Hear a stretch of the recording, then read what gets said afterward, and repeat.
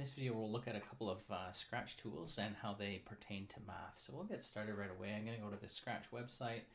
You can log in if you have an account. If not, you can just click on the Create button here in the upper left. And that should load up the Scratch editor. Give this project a name. Let's call it, we'll call it Geometry.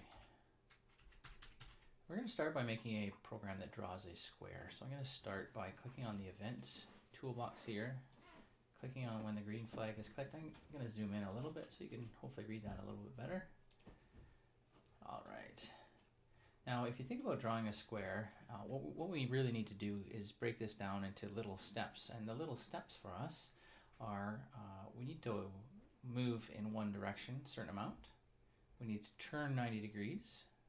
And then move in the same direction, turn 90 degrees, move in the same direction, turn 90 degrees. Sorry, not the same direction, but move the same distance in that direction. So let's go ahead and do that.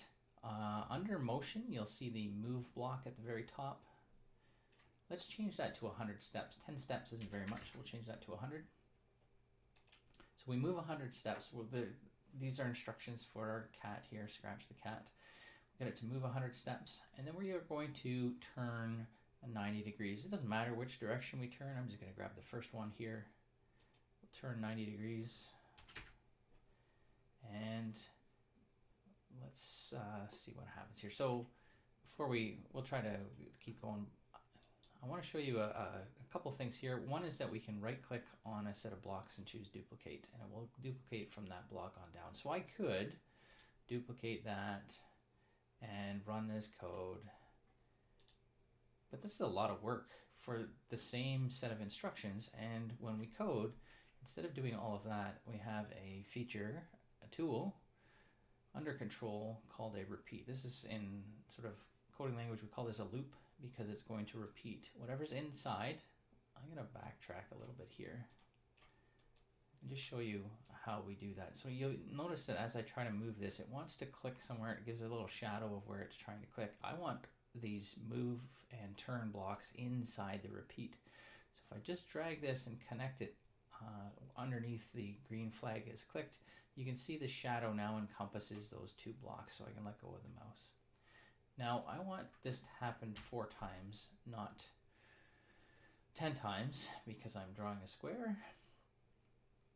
And now if I run the program, click on the green flag, and we'll see that the cat moves, but it moves very quickly, and we can't really tell that it's a square. One way to fix that is to click on the wait 1 second block here found at the top of the control tools. It doesn't really matter where we stick that wait 1 second. It kind of all depends on where you want to wait. So now if I run it, I can see that the cat kind of moves, turns, moves, turns, moves, turns, but I don't really know if it did a square or a circle or what happened. Probably not a circle, but what happened there. So you'll notice my cat's upside down. That's kind of bothering me a little bit. If you want to change the direction of the cat, you can go down here this in the sprite tool. So the sprite is selected, and I'm just going to point my cat at 90 degrees. I'm actually going to center it on the screen. So the screen is a Cartesian plane. The center of the screen is 0, 0. We'll talk a little bit more later on about placing things on the screen. For now, you can see this right here. So now I'm back here. I want the cat to basically draw out the square that it's traced. And in order to do that, I need an additional set of tools here. So I have some tools down the left-hand side. I'm going to click on the blue button at the bottom and click on pen. This is going to give me some pen tools. And what I can do is when I start the program here, I can put my pen down. The cat can put its pen down. So now when I click on the green flag, you can see that it's actually tracing out that square. And here we have a square. If I run this program again, let's say I move the cat over and I run the program again, it keeps everything that we had before. I might want to erase that, especially in my testing mode. I'll test and I'll make a bunch of mistakes and I want to fix them. So I probably want to erase my old ones. So in this pen toolbox, there's an erase all. So once I click on the green flag, I'm going to erase everything that was there before. I'll put my pen down and then I'll start making my square. And there we have it. So here's our program. It makes a square. What I would like you to do right now is to pause this video and try to change the code. Keep everything that we have here. Just change the code so that instead of drawing a square, it draws an equilateral triangle. Give that a try. Think about what needs to change. Make the changes. Try it out and see how it goes.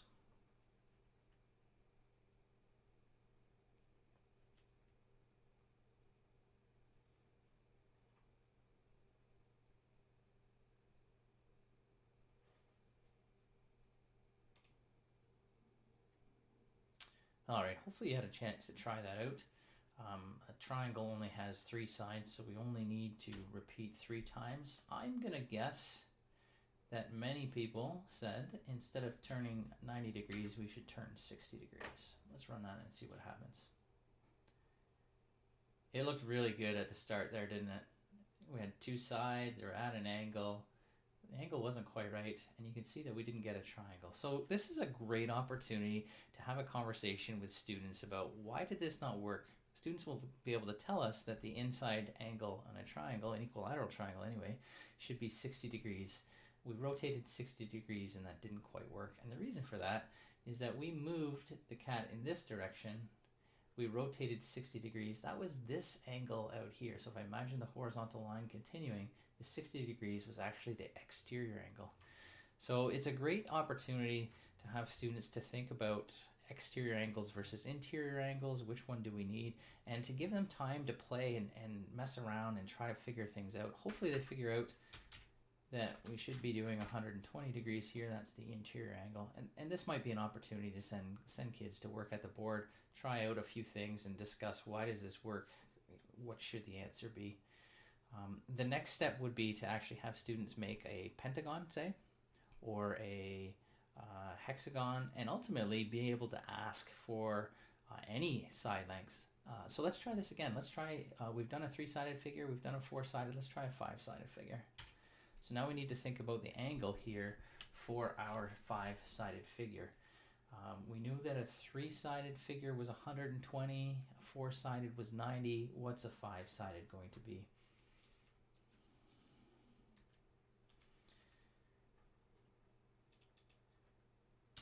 So this is an opportunity again to do a little bit of math, play with things and see what happens. So I'm going to try 72. And sure enough, we get that. And again, students will play around with that and find it. You'll be amazed at how much students will kind of mess around with this number. And then you start to ask, well, there has to be a faster way. Instead of just randomly guessing, what's that faster way? And again, that discussion and that exploration about interior angles, exterior angles of polygons, as I say, you might do this to start with, go do an activity, have students thinking up at the boards, talking and communicating, and then come back to this later on. All right, let's modify this just a little bit so that we can make this more versatile, and this program will ask how many sides we want. So if we want to get user input, this light blue block in the center here, we'll do it. The 5th block down says ask what's your name. So I'm going to erase everything first, and underneath that erase everything, we could probably put the pen down. Somewhere in here, we're going to ask not what is your name, but how many sides. And we could be a little bit more descriptive here, but just in the interest of time, I'm going to just ask how many sides does your regular polygon have. That's my understanding here, but just to keep it simple, I'll just ask how many sides. Now when we ask, I'll disconnect this for now just so we don't get confused. When we ask a question, let me just show you what this looks like. So you can see here that Scratch the Cat is asking how many sides do we have.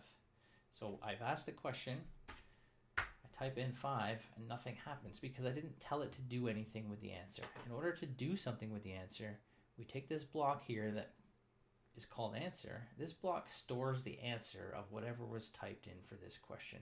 Now we want to be able to store that, and the reason why is that later on in this program, we might need this answer. And if we ask a different question, that answer gets overwritten with the latest answer. So what we do in coding is we have something called a variable. You can see the third last set of tools here is called variables. So a variable is like a storage container where we're going to store a value. You can think of it kind of like a filing cabinet where we're going to store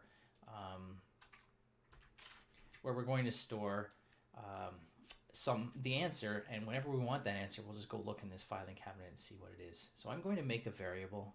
I'm going to call this number of sides. I could call it whatever I want. I tend to use lowercase letters throughout, except if there's a new word. That just makes it easy for me to read. You could put number with a space in here, sides. You could just call it num sides, whatever you like here for your variable name. So I've created this storage spot where I'm going to store the number of sides. You can see there's a blue check mark here. All that tells you is that the number of sides is going to appear on the screen on the stage here. This is great for being able to debug and find your mistakes. You can look here and see what those are.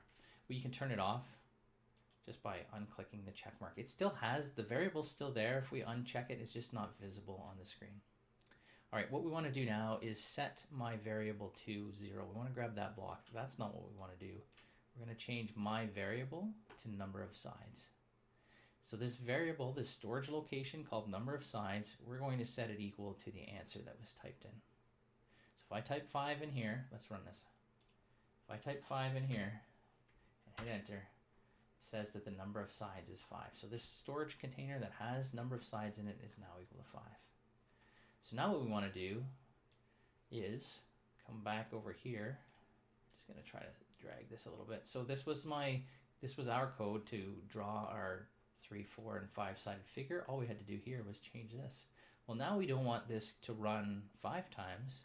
We want it to run however many times, whatever number of sides is. So if I type in 6 for number of sides, I want it to run 6 times. To do that, just grab that variable number of sides and stick it in here. So whatever is entered here gets stored as the answer. Then we say that that's equal to the number of sides. So number of sides equals that answer. And we're going to repeat this loop, whatever number of sides is. Now, in addition to changing the side numbers, we also have to change the angle. So again, a little bit of exploration here. Hopefully students can come up with the fact that we need to do a calculation here. We're going to get Scratch to do that calculation. The connection for the exterior angles in a polygon is to say that the exterior angle is going to be 360 degrees divided by the number of sides. Hey, we get to do some math here. All right. In order to find the math operators, that's in the green toolbox. There's our division. So I'm just going to drag this out here. We take 360 and divide it by the number of sides. So I can go find that in the variable list, or I can just right click on this one that we already have and choose duplicate and stick that right in here. So 360 divided by the number of sides. Notice it just showed me what this value is, right? So number of sides, remember, is stored as 5. 360 divided by 5 is 72, which is exactly what we did when we rotated for a 5-sided polygon. All right, let's run this and see what happens. Click on the green flag. How many sides? Let's try it for 3 sides. Bam, there's our triangle. Let's try it for 4. Run it again.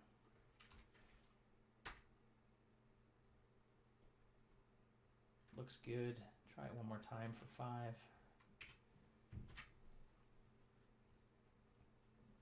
And this is an important part of the process, the testing, right? Just because you think you have it right, or just because it's right for one case or 2 cases, doesn't mean it's right for every case.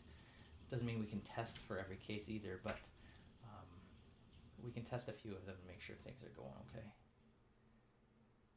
Excellent. And invariably, you'll have a student who does this, who tries to run the program and will type in 100 sides to see what's happening, which I love seeing students like kind of reaching ahead.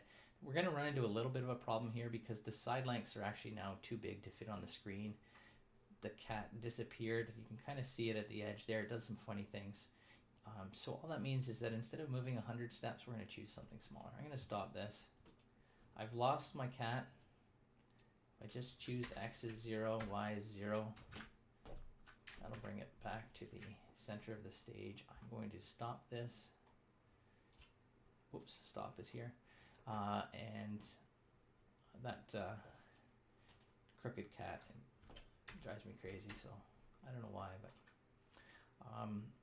I'm going to change the number of steps to be 10. And now I'm going to run this. In fact, I might even move here a little bit. Now we'll run it with 100 sides and see what happens. One of the things we might want to do is just take out this wait 1 second, because this is going to take a long time otherwise.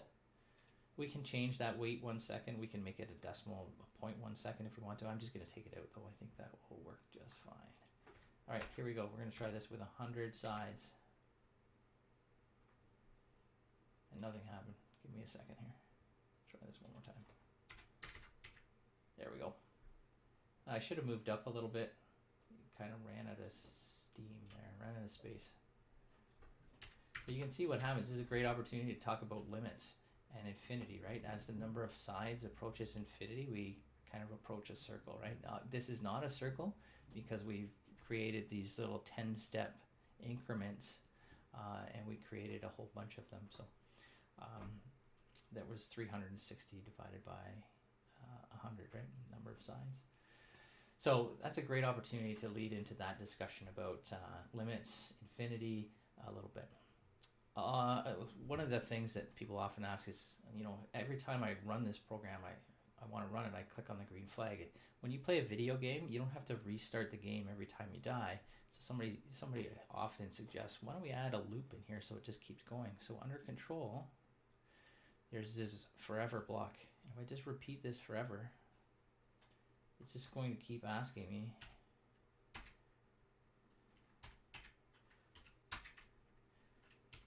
Forever. Now I've drawn all of these. This was the 10 steps, right? So you can see how small that is. So if I wanted to make it visible,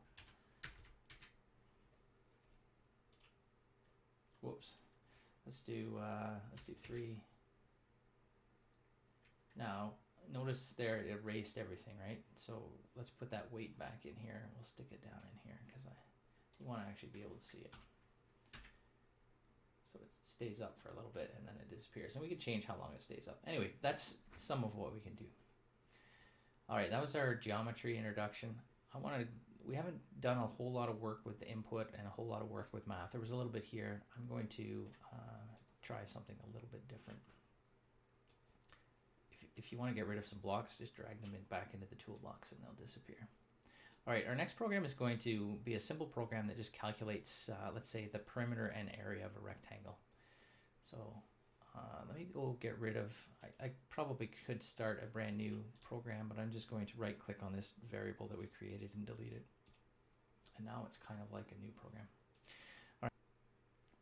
When we plan our program, we want to plan it just like we would a regular program. So this program is going to ask for a length and a width. We'll calculate the perimeter, we'll calculate the area. So it's really important to get students used to thinking ahead, planning ahead, so then when they make some mistakes, they can kind of backtrack and see. Because if they don't plan ahead, they're likely to just try to guess and check to find out where their mistakes are. And often that can lead to frustration, especially if they're having a hard time finding the problem. So our steps are going to be, number 1, ask for the length, ask for the width, calculate the perimeter, calculate the area, and then we'll output those things as well.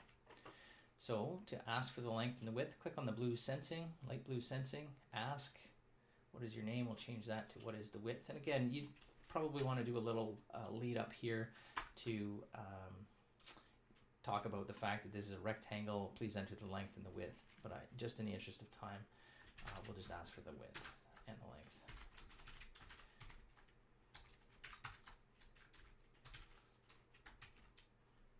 I'm just going to duplicate that block. I'll change length to width.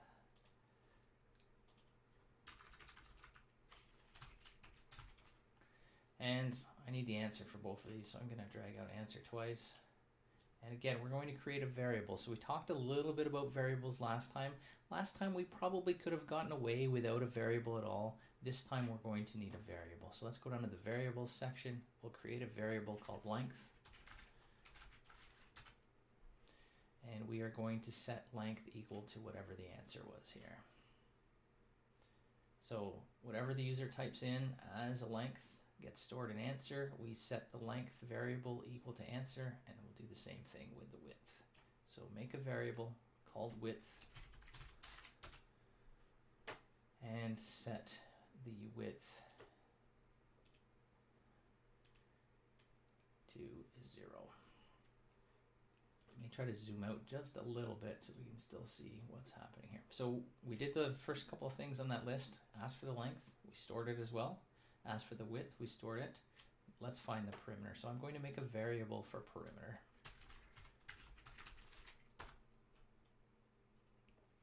And I'm going to grab one of these set length blocks, and I'm going to change that length to perimeter.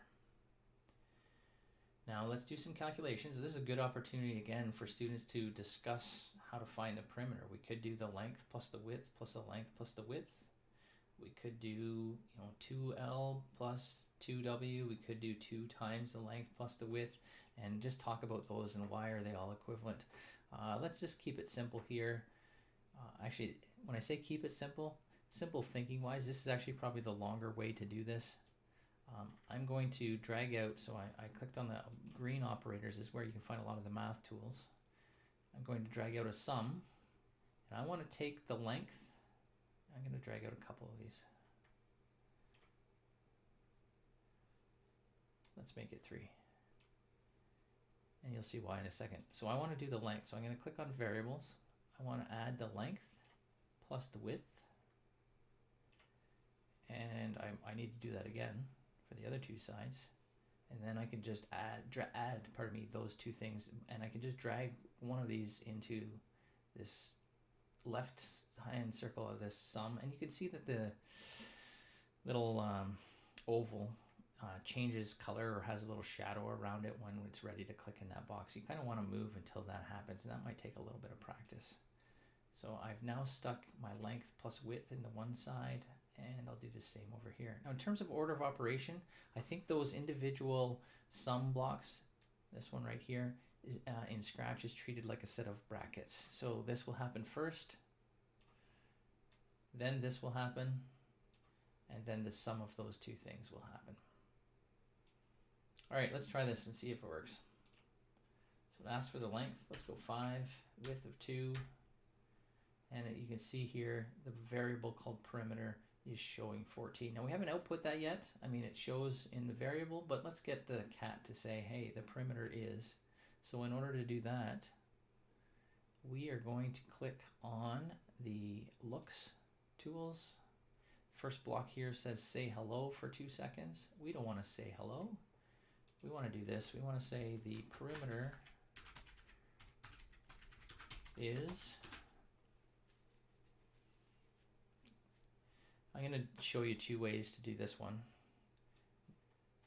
And then after this, we could just say, so the perimeter is, does that for a couple of seconds, and then we actually want the perimeter to show here. So back to variables, grab the perimeter variable, stick it in here. Let's try it.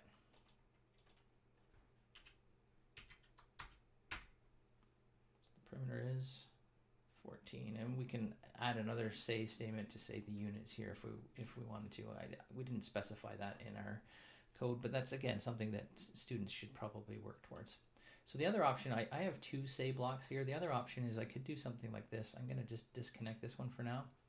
In the green tools is a join command, and the join command will basically concatenate or join 2 things together. In this case, in this example, apple with a space at the end, and banana would produce the word apple with a space and then the word banana. So we're going to join this block of text here that we had with our variable. So now it says the perimeter is, and then whatever's stored in our variable called perimeter. And we should be able to display that all in one go if we wanted to. And if we wanted to have the units, we could just use another join and stick this join in that join. Oh, that gets kind of hard to talk about. So I could do something like this. The perimeter is whatever that number is, and then put a space here and write square units, whatever the units happen to be. Let's do that. All right, let's try it out. I don't know why I keep checking 5 and 2, but there it is. The perimeter is 14. And if you didn't see that, you can change the 2 seconds to something a little bit longer.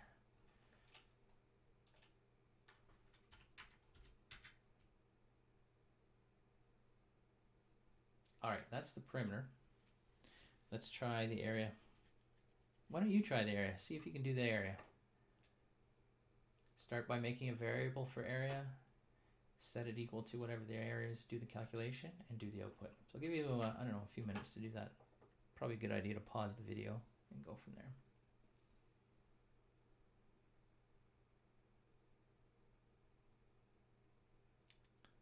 All right, hopefully you had a chance to try the area. Let's start with making a variable called area. We will set that variable equal to, get some of the mathematical operators, we'll get a product, and we'll do the length times the width. So that's under variables, the length, whoops, and the width. And then the last thing that we need to do here is to say, and you know, we can be lazy about this and just duplicate that block. I'm going to disconnect this block and just duplicate this one. There we go. And just change this to area instead of perimeter.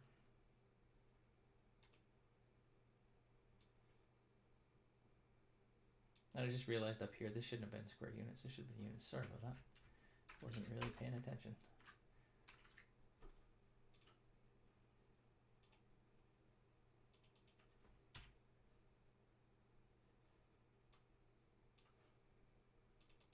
All right, let's run this and see what happens. It should give us an area and a perimeter.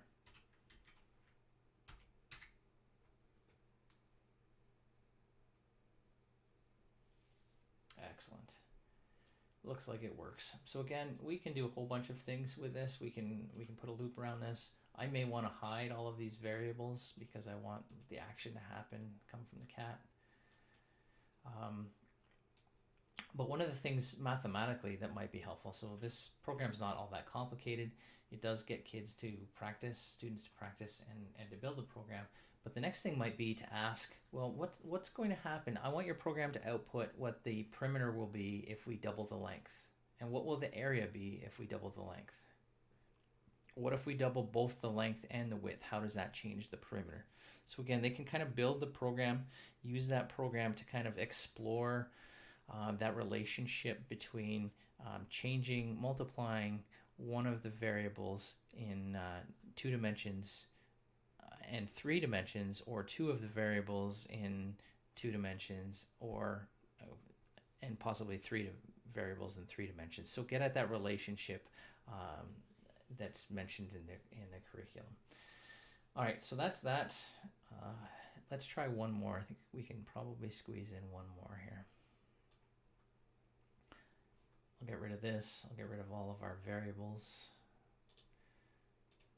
Probably easier just to start a new program, but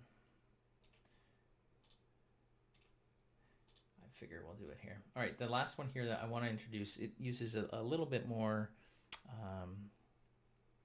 one more tool for sure. So what we're going to do is we're going to build a simple number guessing kind of game. Basically, the computer's going to choose a number, and then the user tries to guess. So we'll kind of get at those inequalities. You know, if you guess the number and it's too high, you can say, you know, too high, so the user can keep guessing. So let's start off. Again, I'll go to the events here. When the green flag is clicked, we can do something.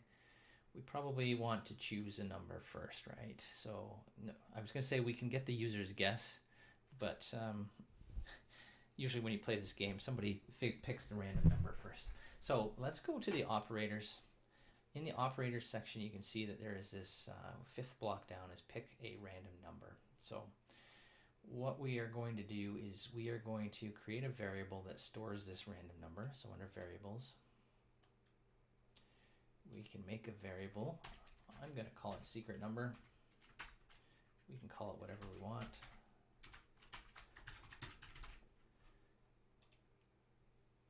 And we will set secret number to this random number from 1 to 10.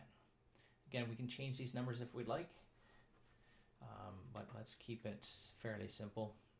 Next up, we're going to ask the user to pick a number between 1 and 10. So the 5th block down, ask, pick a number from 1 to 10.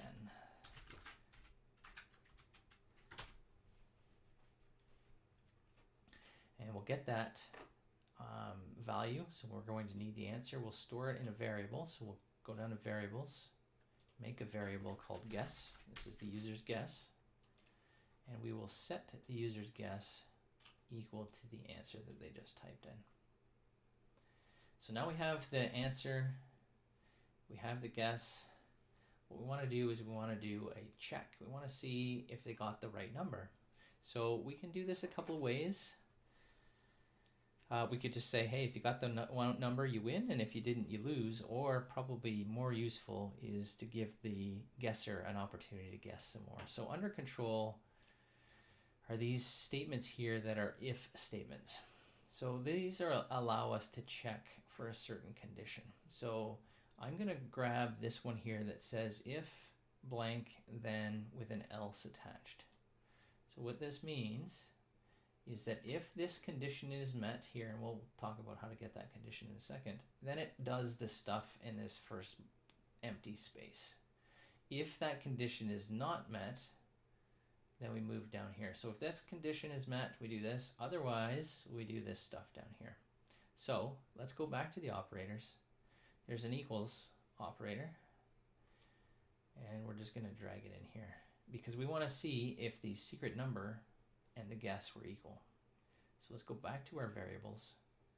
If guess is equal to secret number, then we're going to say, hey, you got it. Good job. So under looks, we could say you guessed my number.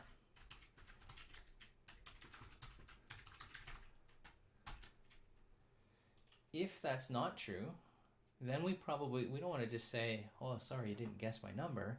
We probably want to give some feedback. So we're going to put another if statement inside this if statement. So under control, we're just going to say, in fact, let's do another if else statement.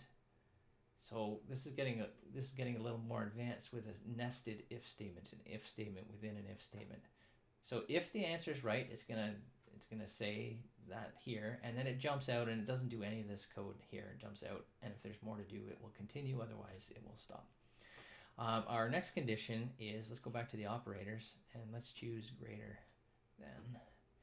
So if the guess, go back to the variables, if the guess is greater than my secret number, then I want to output something like, duplicate this block. So the guess is bigger than, we want to say too high here. You guessed too high. And otherwise, you guessed too low, right? And you can have an if statement that says that, but I think we can just say, hey, if the guess, remember, we've already decided that the equals happens here. If they're equal, you guess my number and we jump out. If they're not equal, we come down here. If the guess is greater than the secret number, you say that's too high. Otherwise, we can just click on looks and say too low.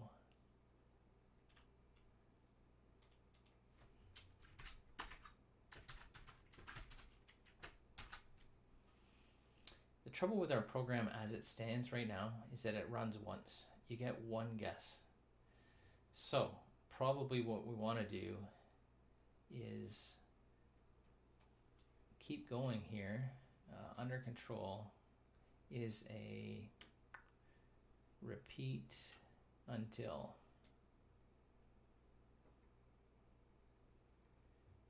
I'm just realizing that maybe we made a mistake here in our order. So we want to repeat this until the guess is equal to the secret number. Yeah, I should have planned this out a little bit more carefully. I'm going to take this Oh no, where did that go? There we go. We'll just bring it back by undoing. Let me drag that out here. I still want this, so it's going to repeat all of this until the guess is equal to the number, and then we can just say that out here. So I just changed things up once I added that repeat until, because I do want this program to continue. Now notice here, you can see the secret number listed here, right? So that's that variable that we can turn off. So once you're done debugging, you can try this, but this is great for debugging. So let's say the secret number is 10, 8, I'm going to guess 10. I'm too high, and it hasn't allowed me to go again. Let me just see why.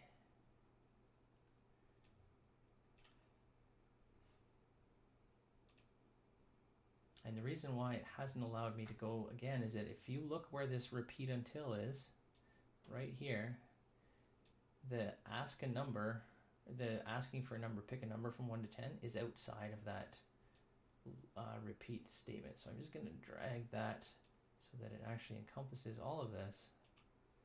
Stick all of this back in here. Now let's try it. Pick a number from 1 to 10. I know that the secret number is 8, so I'm going to try 10 again. Tells me too high. Asks me to try again. So 10 was too high. Maybe I try 5. Now I'm too low. Maybe I try 7. Still too low. And then I try 8. Well, that's interesting. 8 is saying, oh, I think maybe I'm going to try that again, because I don't know if I was just too quick with the entering. Let's try that again. Secret number is 2, so I'm going to guess 5. And this testing is important. Trying to get things sorted out. Try 2. That's fascinating.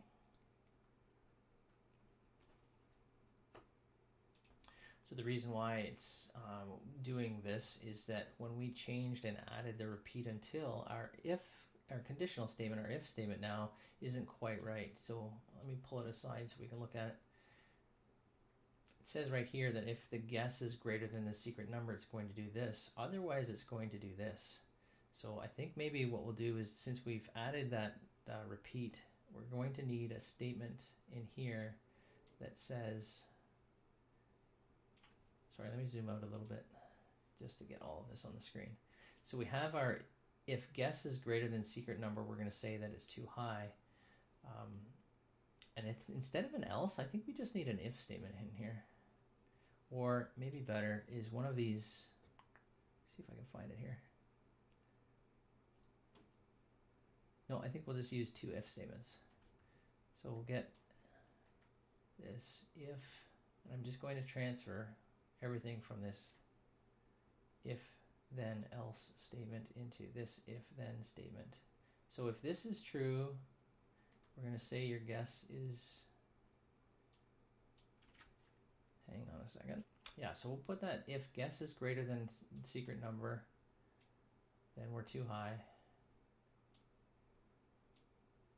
And then we can also add an if statement in here that says if the opposite is true,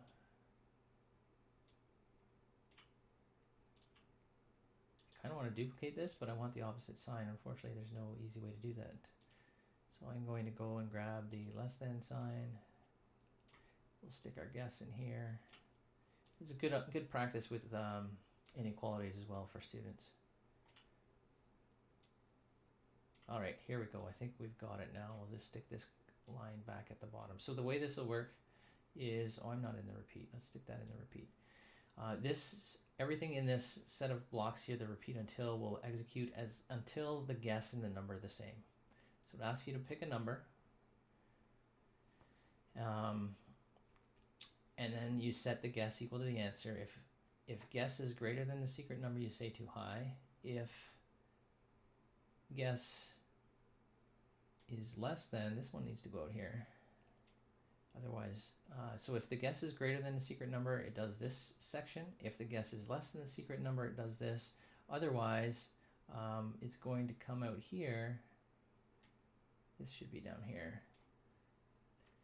it comes out here and it's not equal, so it comes back up to the top. Guess and secret number aren't equal, so you ask to pick again.